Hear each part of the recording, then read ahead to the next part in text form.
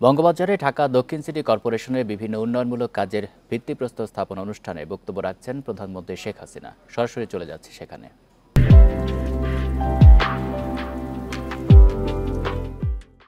পানির বিল যাতে কবে ওই কল ছিঁড়ে রেখে ওই কাপড় কাচছেন অথবা কেউ দাড়ি শেভ করছেন অথবা কেউ দাঁত মাজছেন সেটা করবেন না। তার জন্য মগ ব্যবহার করেন, বালতির পানি ব্যবহার করেন, যেন পানির অপচয় না হয়। মনে রাখবেন আপনি যত অপচয় করবেন আপনার তত বেশি বিল বাড়বে। কাজে সেদিকে আপনি যদি বিল কমাতে চান আপনাকে সাশ্রয়ী হতে হবে। সেইভাবে আমরা কষ্ট করে দিচ্ছি, উৎপাদন করে দিচ্ছি, কিন্তু সেই সাথে সাথে ব্যবস্থা করতে হবে। বর্জ্য ব্যবস্থাপনায় আপনাদের সহযোগিতা দরকার। যেখানে সেখানে যত্রতত্র ময়লা না ফেলা, নির্দিষ্ট জায়গায় ফেলা, এবং সিটি কর্পোরেশনকে এটাই বলবো যে নির্দিষ্ট জায়গায় ফেলে সেই ময়লাগুলির জন্য সংগ্রহ করে যেগুলি যথাযথ ব্যবস্থাপনা করা, যাতে শহরটা পরিষ্কার পরিচ্ছন্ন থাকে। সামনে কোরবানির ঈদ আসবে, আমাদের আরেকটা অনুরোধ, যেখানে সেখানে পশু কোরবানি দেবেন না। তাতে প্রত্যেকটা জায়গা নষ্ট হয়, আবর্জনা হয়। সেই ক্ষেত্রে আমার সিটি কর্পোরেশন না, সারা বাংলাদেশেই আমার এটা নির্দেশ রয়েছে, এবং আমি এটা আরও উদ্যোগ নেব যে প্রত্যেক জায়গায় কোরবানির জন্য, পশু কোরবানির জন্য আধুনিক প্রযুক্তি সম্পন্ন ব্যবস্থা রাখতে হবে। যার যার পশু নিয়ে যাবে নাম্বার থাকবে, সেটা কাটা হলে সেটা পরিষ্কার করে তার কাছে তার জিনিস পৌঁছে দেবে। আর একটা পশু যখন জবাই হয় তার রক্ত, চামড়া, হাড়, এমনকি বর্জ্যগুলিও কিন্তু কাজে লাগে, সেগুলো কিন্তু রিসাইকেল করা যায়। এই যেখানে সেখানে এগুলি না করা, সে বিষয়ে সবাইকে অবশ্যই নজর রাখতে হবে। আরেকটা অনুরোধ করব, এখানে আমাদের আর্কিটেক্ট, ইঞ্জিনিয়ার, তাদেরও একটু বেখেয়ালিপনা আছে। একটা পুকুর দেখলেই সেখানে একটা দালান তোলার প্রবণতা, অথচ এই ঢাকা শহর এক সময় খাল পুকুর ভরা ছিল, বাতাসটাও ঠান্ডা থাকতো, এত চমৎকার ছিল।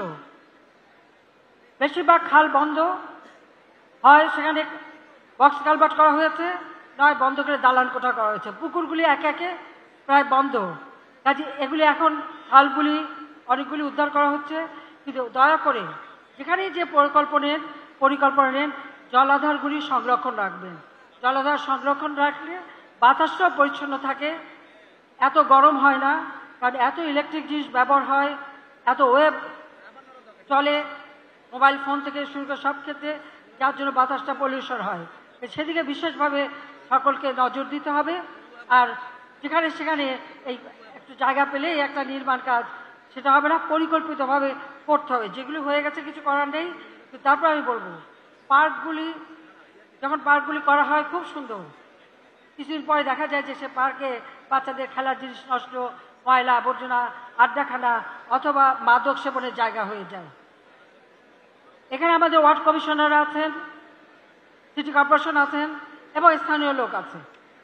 আপনার যার যার এলাকা অবশ্যই আপনাকে দেখতে হবে এই পার্কগুলি যেন এভাবে যথেষ্ট ব্যবহার না হয়, মাদকা সেবনের জায়গা না হয়, আর সেই জায়গাগুলি যেন নষ্ট না হয়। যার যার ওয়ার্ডের সৌন্দর্য বর্ধন, পরিচ্ছন্নতা এবং সেগুলিকে সুন্দর করা, এটা কিন্তু প্রত্যেকের দায়িত্ব। মনে রাখতে হবে জনগণ ভোট দিয়ে আপনাদেরকে নির্বাচিত করেছে, এটা আপনার একটা দায়িত্ব এই কাজগুলি করার। সেইভাবে আপনারা যদি উদ্যোগ নেন, অবশ্যই সরকারের পক্ষ থেকে সব রকম সহযোগিতা বা সিটি কর্পোরেশন থেকে সেই সহযোগিতা আপনারা পাবেন। পার্কগুলি পরিষ্কার পরিচ্ছন্ন রাখবেন, সেটাই আমরা চাই। ইতিমধ্যেই আমরা চাই আমাদের দেশ যত উন্নতি হচ্ছে, মানুষের অর্থনৈতিক কার্যক্রম বাড়ছে, সেই সাথে তাল মিলিয়ে চলতে হয়। ইতিমধ্যে মেট্রো রেল আমরা করে দিয়েছি, এবং এটাতে একটা শেষ হয়েছে, ঢাকা শহরে আরও কয়েকটা মেট্রো রেল হবে। কিছু উপর দিয়ে যাবে, কিছু পাতাল দিয়ে যাবে, সেইভাবেই কিন্তু আমরা পরিকল্পনা করেছি। সেইভাবে পরিকল্পনা মাফিক আমরা এগিয়ে যাব। এলিভেটেড এক্সপ্রেসওয়ে করে দিয়েছি, ঢাকার সঙ্গে অন্যান্য জেলা সংযোগ, সেটা যাতে আরও সহজ হয় সে ব্যবস্থা করা হচ্ছে। আর ঢাকার আশেপাশে 4টা কর্নারে 4টা হোলসেল মার্কেট, শুধুমাত্র কারওয়ান বাজার বা একটা জায়গার উপর নির্ভরশীল থাকে, লোক সংখ্যা বেড়ে গেছে। সেটা না করে আমরা 4 জায়গায় 4টা হোলসেল মার্কেট করে, যাতে মানুষ বাইরের থেকে পণ্য আনতে পারে, আবার সহজে মানুষ সেটা কিনতে পারে এবং পরিবহন করতে পারে, সেই সুযোগটা সৃষ্টি করার ব্যবস্থাও আমরা নিয়েছি। আমরা ট্রাক টার্মিনাল, বাস টার্মিনাল সেগুলি আরও উন্নত মানের করা এবং সেটাও এইভাবে হিসাব করে করা, সেটাও দিকে আমাদের দৃষ্টি আছে, সেটা আমরা করতে চাই। সব থেকে বড় কথা, পরিবেশ রক্ষার জন্য আপনাদের কাছে আমার অনুরোধ, যার যেখানে একটু জায়গা আছে আপনারা একটু গাছ লাগান, একটা ফুলের গাছ লাগান, একটা ফলের গাছ লাগান, যাই লাগান একটু কিছু লাগান। ছাদ বাগান, এখন তো ছাদ বাগান একটা নতুন, এই ছাদটা যদি আপনার মাথার উপরে থাকে আপনার ঘরটা কিন্তু ঠান্ডা থাকে। সেদিকে লক্ষ্য রেখেও আপনি সেখানে একটু তরিতরকারি ফলমূল যাই করেন, নিজের হাতের বোনা একটা গাছের একটা ফল বা কিছু ছিঁড়ে নিয়ে খেতে বা দেখতে সেটাও তো ভালো লাগবে। তাই সেইভাবে আপনারা করবেন। পাশাপাশি যাদের গ্রামের বাড়ি আছে সেখানেও যেন এই কোনো অনাবাদী জমি না থাকে সেদিকে বিশেষভাবে দৃষ্টি দেবেন। ইতিমধ্যে আমরা যেমন আমাদের যারা পরিচ্ছন্ন কর্মী তাদের ফ্ল্যাট করে দিচ্ছি, আবার বস্তিবাসীদের জন্য ভাড়া ভিত্তিক ফ্ল্যাট নির্মাণ করে দিচ্ছি। যে বস্তিতে যে ভাড়ায় থাকে সেরকমই ভাড়া দিতে হবে, শুধু থাকবে তারা ফ্ল্যাটে। শুধু বড় লোকরা ফ্ল্যাটে থাকবে সেটা তো হতে পারে না। আবার ওই রিক্সাওয়ালা থেকে শুরু করে দিনমজুরও ফ্ল্যাটে থাকবে। আমরা সেইভাবেই স্বল্প ভাড়া, কেউ যদি প্রতিদিনের ভাড়া দিতে চায় সে ব্যবস্থা আছে, কেউ যদি 7 দিনে ভাড়া দিতে চায় সে ব্যবস্থা হবে, কেউ মাসে ভাড়া দিতে চাইলে সে ব্যবস্থা হবে। সেইভাবেই আমরা ইতিমধ্যে 300 পরিবার তুলেছি। আস্তে আস্তে আমরা ঢাকায় কোনো বস্তি, ওই কাঁচা বস্তি, অস্বাস্থ্যকর অসুস্থ পরিবেশ থাকবে না, সুন্দর পরিবেশে সবাই বসবাস করবে, সেইভাবে করে দেব। সেই পদক্ষেপও আমরা নিয়েছি। মানুষের কল্যাণেই কাজ করা, এটাই আমাদের লক্ষ্য। সেই লক্ষ্য নিয়েই আমরা কাজ করি। আপনারা ভোট দিয়ে নির্বাচিত করেছেন, আপনাদের প্রতি আমাদের কৃতজ্ঞতা জানিয়ে বলবো, আজকে অনেক বস্তিবাসী আছে। আপনারা জানেন যে আমি সিদ্ধান্ত নিয়েছি 2020 সালে যখন মুজিব বর্ষ আমরা উদযাপন করি, তখন কোভিড 19, আমরা প্রোগ্রাম নিলাম মুজিব বর্ষ উপলক্ষে বাংলাদেশে প্রতিটি ভূমিহীন গৃহহীন মানুষকে বিনামূল্যে তার নিজের এলাকায়, যার যার জেলা, উপজেলা, ইউনিয়ন বা এলাকায়, সেখানে তাদেরকে 2 কাঠা জমি এবং একটা ঘর, 2 কামরা বিশিষ্ট, একটু বসার জায়গা, একটা পাকের ঘর, টয়লেট, ওয়াশরুম আর সুপেয় পানির ব্যবস্থা, বিদ্যুতের ব্যবস্থা সেইভাবে করে দেব। খাস জমি যেখানে পাওয়া যায় সেখানে খাস জমি, আর যেখানে খাস জমি পাওয়া যাবে না সেখানে আমি আরেকটা ফান্ড তৈরি করেছি। সেই ফান্ডে বঙ্গবন্ধু মেমোরিয়াল ট্রাস্ট থেকে আমি 5 কোটি টাকা দিয়েছি। আমরা আমাদের বোর্ড আমরা 5 কোটি টাকা দিয়েছি এবং আরও অনেকে অনুদান দিয়েছেন। আমরা যেখানে জমি পাওয়া যাচ্ছে না জমি কিনে আমরা এই ভূমিহীন গৃহহীন মানুষকে ঘর করে দিচ্ছি। ঢাকা শহরে বস্তিবাসী অনেকেই নানা কারণে এখানে বস্তিতে আসে।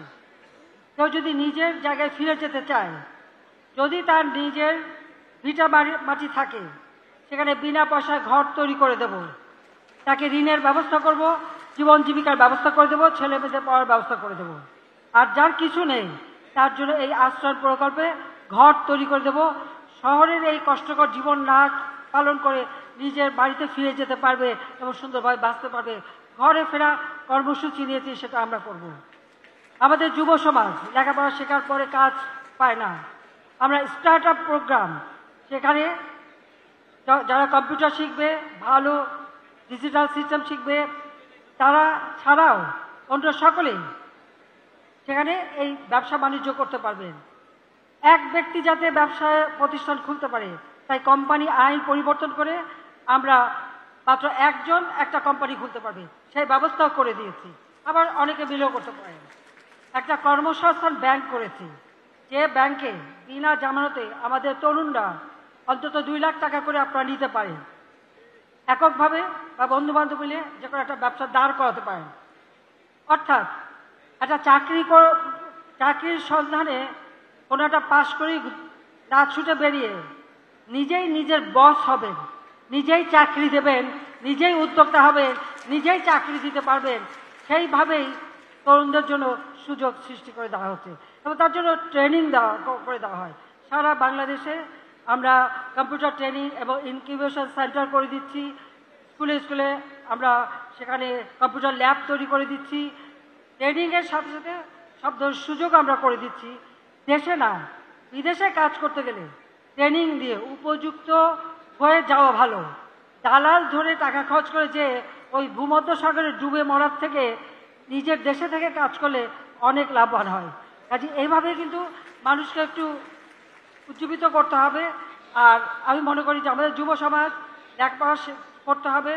মাদক, নেশা, দুর্নীতি, জঙ্গিবাদ, সন্ত্রাস এর থেকে দূরে থাকতে হবে।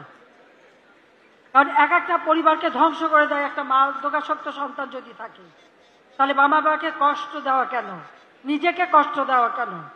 কারণ যারা বেশি মাদক সেবন করে পরবর্তীতে নিজেরাও তো অসুস্থ হয়ে যায়, নিজেদেরও ঘর সংসার হয় না, কিছুই হয় না। সেইভাবে আমি মনে হয় জনগণের মনে একটা সচেতনতা সৃষ্টি করা দরকার, যেটা মাদক থেকে দূরে থাকবে এবং নিজের পায়ে দাঁড়াবে, নিজে কাজ নিজে করে খাবে, আত্মমর্যাদা নিয়ে বাঁচবে, আত্মসম্মান নিয়ে বাঁচবে, সেইভাবেই নিজেকে গড়ে তোলা, সেটাই আমরা চাই। আওয়ামী লীগ জাতির পিতা বঙ্গবন্ধু শেখ মুজিবের নেতৃত্বে এদেশের মানুষের জন্য স্বাধীনতা এনে দিয়েছে। আওয়ামী লীগ জনগণের সেবা করে। 1975 সালে জাতির পিতা বঙ্গবন্ধু শেখ মুজিবকে হত্যার পর অবৈধভাবে অস্ত্রের মাধ্যমে সংবিধান লঙ্ঘন করে যারা ক্ষমতা এসেছিল এবং একের পর এক দীর্ঘ 21 বছর এই দেশের মানুষের ভাগ্য নিয়ে ছিনিমিনি খেলেছে। দেশ তো একটু এগোতে পারেনি। স্বাধীনতার পর একটা যুদ্ধবিধ্বস্ত দেশ, 1 কোটি মানুষ শরণার্থী আশ্রয় নিয়েছিল ভারতে। 30 লক্ষর উপরে মানুষ শাহাদাত বরণ করেছে। গণহত্যার শিকার হয়েছে বহু পরিবার, বুদ্ধিজীবী সহ বিভিন্ন মানুষ। সারা বাংলাদেশ বিধ্বস্ত। 1 টাকা রিজার্ভ মানি নাই, কারেন্সি নোট নাই। তার উপর নির্যাতিত মা বোন, তাদের চিকিৎসা পুনর্বাসন, আহত মুক্তিযোদ্ধা, তাদের চিকিৎসা পুনর্বাসন, প্রতিটি শহীদ পরিবারকে আর্থিক সহায়তা দেওয়া, স্কুল, কলেজ, মসজিদ, মাদ্রাসা সবকিছু, রাস্তাঘাট, পুল, ব্রিজ, রেল ব্রিজ সবই তো ধ্বংসপ্রাপ্ত। সেই ধ্বংস স্তূপের উপর দাঁড়িয়ে জাতির পিতা বঙ্গবন্ধু শেখ মুজিব যাত্রা শুরু করেছিলেন। সময় পেলেন মাত্র 3 বছর 7 মাস। এই 3 বছর 7 মাসের মধ্যেই এই বাংলাদেশকে সেই ধ্বংসস্তূপ থেকে উন্নত করে বিশ্বে একটা মর্যাদার আসনে নিয়ে আসে। জাতিসংঘ বাংলাদেশকে স্বল্পোন্নত দেশে স্বীকৃতি দেয়। মাথাপিছু আয় ছিল মাত্র বোধহয় 97 মার্কিন ডলার, সেটা 277 মার্কিন ডলারে উন্নীত করেছিলেন জাতির পিতা। প্রবৃদ্ধি 9 ভাগে উন্নীত করেছিলেন, যা আজ পর্যন্ত আমরা কোনো সরকার কেউ করতে পারি নাই, কিন্তু তিনি তা করেছিলেন। খাদ্য উৎপাদন বৃদ্ধি, পুষ্টি সবকিছু করার জন্য ব্যবস্থা নিয়েছিলেন। বাংলাদেশের মানুষ ধীরে ধীরে সেই যুদ্ধের ভয়াবহ নতুন সমাজ গড়ে তুলব, সেই সুযোগ আর তাকে দেওয়া হলো না। বঙ্গবন্ধু শেখ মুজিবকে হত্যার পর কি হলো? এই দেশ আর এগোতে পারেনি। মাথাপিছু আয় সবসময় নিচের দিকে মাইনাস ছিল। দেশের মানুষের হাহাকার, প্রতি বছর দুর্ভিক্ষ লেগেই থাকতো। আমি নিজে দেখেছি সারা বাংলাদেশ ঘুরে। বঙ্গবাজার সহ 4 প্রকল্পের উদ্বোধন করে বক্তব্য রাখছিলেন প্রধানমন্ত্রী শেখ হাসিনা। আমরা সরাসরি সেখানে ছিলাম।